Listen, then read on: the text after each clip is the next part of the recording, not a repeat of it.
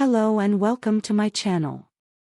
Listen to this amazing Neville Goddard's best technique to manifest what you want.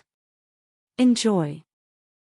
How to put your wonderful imagination right into the feeling of your wish fulfilled, and let it remain there and fall asleep in that state.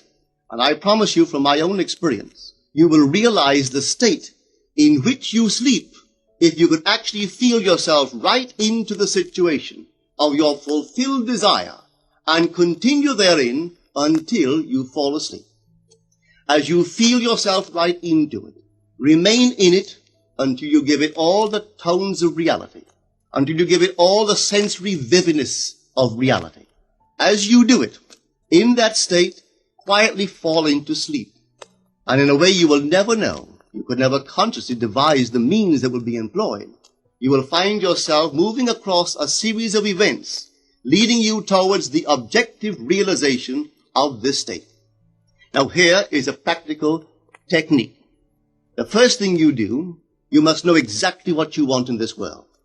When you know exactly what you want, make as lifelike a representation as possible of what you would see and what you would touch and what you would do and physically moving in such a state. For example, suppose I wanted a home, but I had no money, but I still know what I want. Without taking anything into consideration, I would make as lifelike a representation of the home that I would like, with all the things in it that I would want. And then, this night, as I would go to bed, I would, in a drowsy, sleepy state, the state that borders upon sleep, I would imagine that I am actually in such a house, that were I to step off the bed, I would step upon the floor of that house. Were I to leave this room, I would enter the room that is adjacent to my imagined room in that house. And while I am touching the furniture and feeling it to be solidly real, and while I am moving from one room to the other in my imaginary house, I would go sound asleep in that state. And I know that in a way I could not consciously devise, I would realize my house. I have seen it work time and time again. If I wanted promotion in my business, I would ask myself what additional responsibilities would be mine were I to be given this great promotion. What would I do? What would I say? What would I see? How would I act? And then in my imagination, I would begin to see and touch and do and act as I would outwardly see and touch and act were I in that position. If I now desired the mate of my life, were I now in search of some wonderful girl or some wonderful man, what would I actually find myself doing that would imply that I have found my state? For instance, suppose now I was a lady. One thing I would definitely do, I would wear a wedding ring. I would take my imaginary hands and I would feel the ring that I would imagine to be there. And I would keep on feeling it until it seemed to me to be solidly real. I would give it all the sensory vividness I am capable of giving anything. And while I am feeling my imaginary ring, which implies I am married, I would sleep. This story is told us in the Song of Songs, or the Song of Solomon. It is said, "At night on my bed, I sought him whom my soul loveth. I found him whom my soul loveth, and I would not let him go until I brought him into my mother's house, right into the chamber of her that conceived me." If I would take that beautiful poem and put it into modern English, into practical language, it would be this. While sitting in my chair, I would feel myself right into the situation of my fulfilled desire. And having felt myself into that state, I would not let it go. I would keep that mood alive, and in that mood, I would sleep. That is, taking it right into my mother's chamber, into the chamber of her that conceived me. You know, people are totally unaware of this fantastic power of the imagination.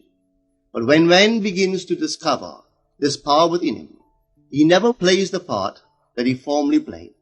He doesn't turn back and become just the reflective life. From here on in, he is the affecter of life. The secret of it is to center your imagination in the feeling of the wish fulfilled and remain therein. For in our capacity to live in the feeling of the wish fulfilled lies our capacity to live the more abundant life.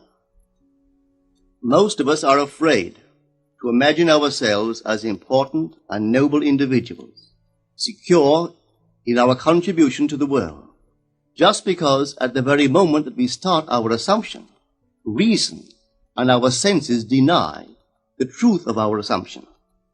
We seem to be in the grip of an unconscious urge, which makes us cling desperately to the world of familiar things and resist all that threatens to tear us away from our familiar and seemingly safe moorings. But I appeal to you to try it.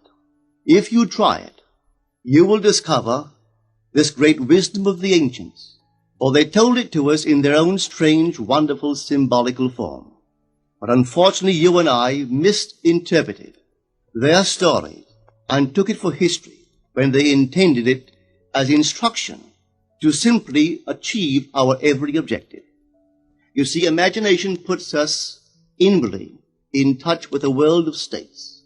These states are existent. They are present now. But they are mere possibilities while we think of them.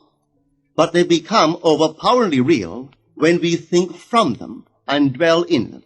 You know, there's a wide difference between thinking of what you want in this world and thinking from what you want. Let me tell you, when I first heard of the strange and wonderful power of the imagination, it was in 1933 in New York City. An old friend of mine taught it to me. He turned to the 14th of John, and this is what he read. In my Father's house are many mansions. If it were not so, I would have told you. I go to prepare a place for you. And if I go and prepare a place for you, I will come again and receive you unto myself, that where I am, there ye may be also. He explained to me that this central character of the Gospels was human imagination. That mansion was not a place in some heavenly house, but simply my desire. If I would make a living representation of the state desired, and then enter that state and abide in that state, I would realize it. At the time, I wanted to make a trip to the island of Barbados in the West Indies, but I had no money. He explained to me that if I would that night, as I slept in New York City, assume that I was sleeping in my earthly father's house in Barbados, and go sound asleep in that state, that I would realize my trip. Well, I took him at his word and tried it. For 1 month, night after night, as I fell asleep, I assumed I was sleeping in my father's home in Barbados. At the end of my month, an invitation from my family came, inviting me to spend the winter in Barbados. I sailed for Barbados the early part of December of that year. From then on, I knew I had found this Savior in myself. The old man told me that it would never fail.